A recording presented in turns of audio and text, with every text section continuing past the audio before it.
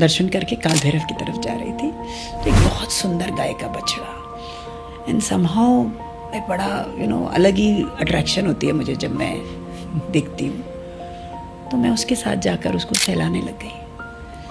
तो अंदर से वहाँ के कोई जो भी उसकी देख रेख करते होंगे वो आए बाहर, and seems to be a very well read man.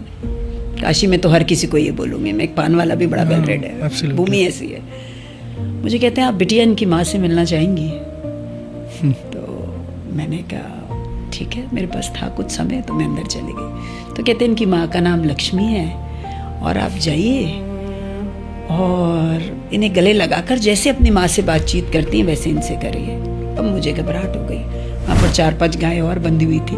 मैंने कहा बाबा कहाँ भेज रहे हो मुझे? पर फिर वही मैं गई और मैंने वाकई में गले लगाया, तो एक माँ की गोद की गर्माहट जैसी होती है वो महसूस हुई। खैर उसके बाद उन्होंने कहा देखिए काशी में तो जितने भी शिवलिंग है ज़्यादातर स्वयंभू हैं।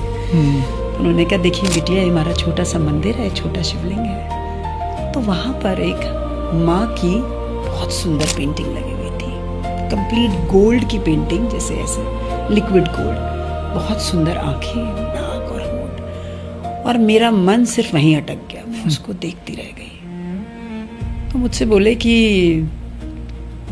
बिटिया अच्छी लग रही है। मैंने कहा हाँ बाबा। कहते हैं ले जाओ। मैंने कहा हाँ जी। कहते नहीं बिटिया मैं सोच रहा था मेरा मंदिर का गर्भगृह बहुत छोटा है और ये यहाँ पर नहीं आएगी, तुम ले जाओ।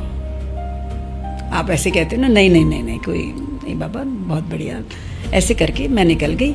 उनका मैंने नंबर ले लिया कि गौशाला में कभी मुझे कुछ देना। अगली सुबह मेरी 10 बजे की फ्लाइट थी। 5:30 बजे फ़ोन आता है। आधी कच्ची नींद में 2-3 घंटे तो आप सोते हो। उठ के अननोन नंबर था।